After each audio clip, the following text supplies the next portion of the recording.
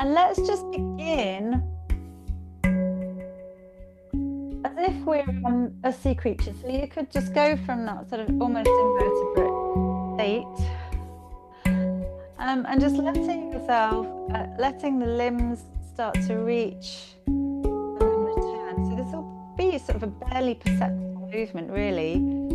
So one arm and leg will reach long, and then you'll just recoil and come back. Find the yield first. Every movement begins with a yield, an initial yield, and then we reach. And then we bring it back. So I'm just reaching my arm and leg long and bringing it back. And notice what the spine does as well as you reach your arm and your leg. And then let's begin with a little crossover. So we're just going to sweep the right leg over the left, and we'll keep moving it over towards the left until you start to move into a rotation of the spine. So eventually your whole pelvis is going to roll over, and if you continue the movement, you'll end up on your front, but it's up to you how far you go. And then let's bring the leg back again. So we're going to slide the leg all the way back. So you're lying on the back. We'll do the same on the other side. So the left leg crosses over the right. And then eventually the weight of it will take you over. So another cool thing about arms and legs is that we can use them as weights to get stronger, to leverage gravity. And your arms aren't doing and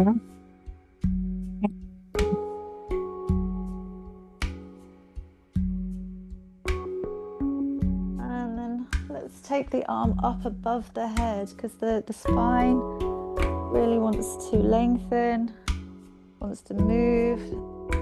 So if we let the arm kind of follow the direction of the spine, it stops being a weight that pulls you back. So we'll take the arm up and over the head. And let's do one last one here. Or you might decide you're not done yet and you want to continue. So lying on the back, let's reach the arms up towards the sky, extend the legs long. Then we'll walk the feet over to one side.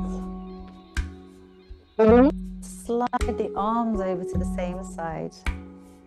And here you are in a side bend, which is augmented because the arms and the legs have also moved over. And you could go even further and sort of cross one arm over the other and cross one leg over the other. And then we could go over to the other side. And you're just kind of waving the body around, exploring movement. And then coming back to center, let's tuck the arms and the legs in close to the body, drawing the knees in, making yourself really small. And just rock the legs now from side to side. So the pelvis starts to rock. Do what feels good as always. And good can still be challenging. And let's do just a little bit of free pandiculation. So we're just going to do some stretches here. Just moving the legs in any way they want to. You could imagine you're actually in water, like an octopus or a jellyfish. Exploring into the space around you. Lovely. And then we'll roll all the way over onto one side. And let's stay on the side actually. So if you come and lie on your right side, and we're going to bring one hand to rest on top of the other. You can have the legs straight or you can have the knees bent. And then we're going to circle the top arm around. And we're going to draw great big circles with that arm. Keep circling around.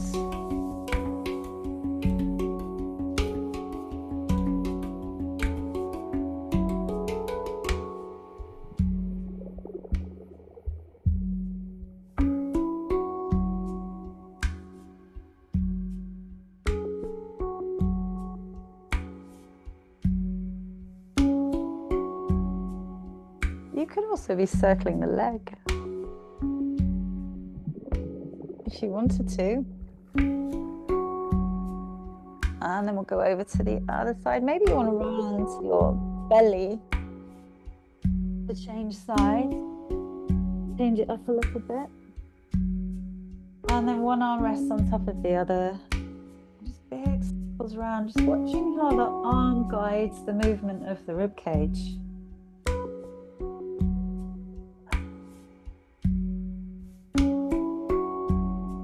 Every time you move your shoulder, you move your spine.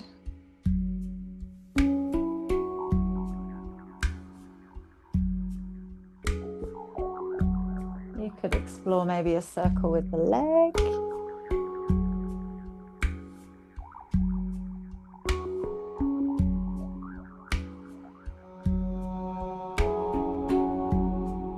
And then coming all the way onto your side, we'll rise up to seated. Taking a seat that feels comfortable for you. Doesn't matter what it looks like. Good. And then let's actually change my mind. Doesn't matter what it looks like. We're going to wrap both of the legs around towards the right.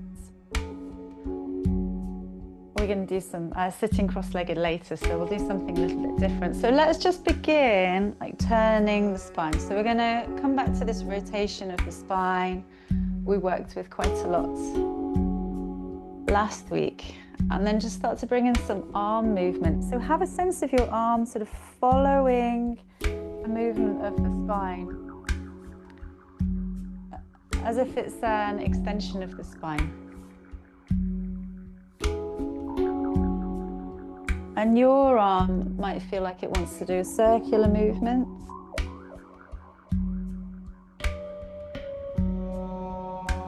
We've got the spine moving in all different directions in this pose.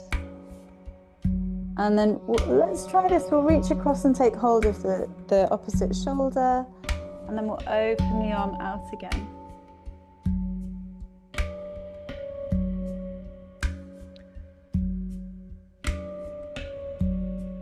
Good. And then take that arm behind you and bring the other arm up.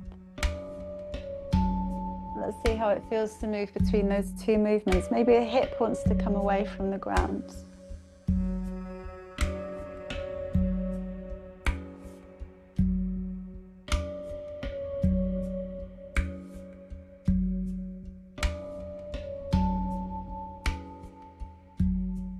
Okay, lovely.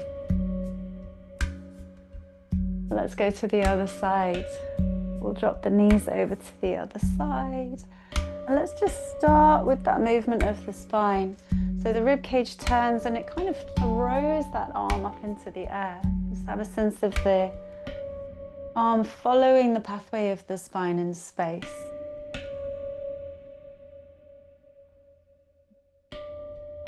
Maybe your arm wants to do a circle.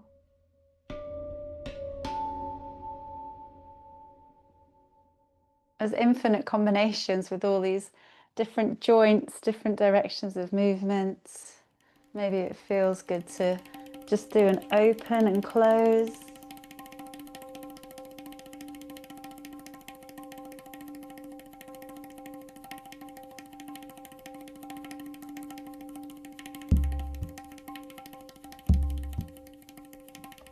Lovely.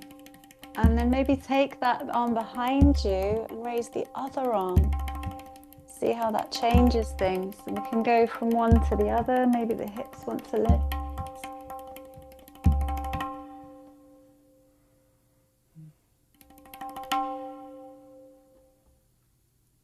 And have a go at just following a movement to its conclusion. So when you come this way, is there anywhere else you can go? Maybe you can curl back into a back bend from here. Just explore what movement there is available. You might surprise yourself.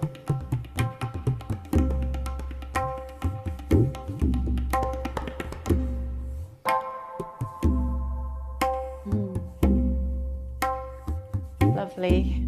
And then we're going to move towards a down dog. And you can just make your way there gradually if you like. Maybe moving through child's pose.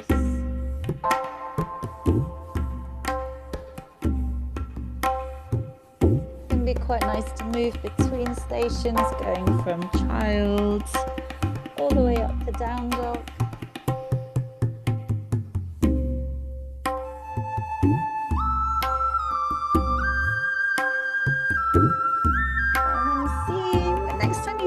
Down dog, hold the arms steady. You can really keep the arms quite steady in down dog for the most part. And then see what that leg wants to do if you lift it up away from the ground. Does it want to rotate? Does it want to snake around? Where can just moving the leg and the foot take you? The further you take the leg away from the body, the more of a weight it's going to be. So that strength work. Let's go to the other leg.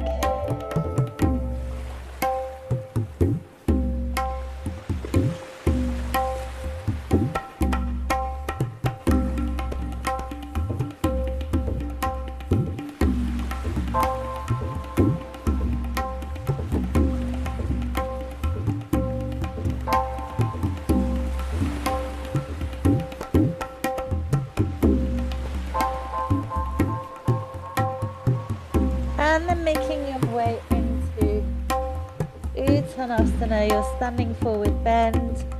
Take a ragdoll, forward bend, and we can go back to creature, jellyfish, and just do a little bit of seaweed spine here.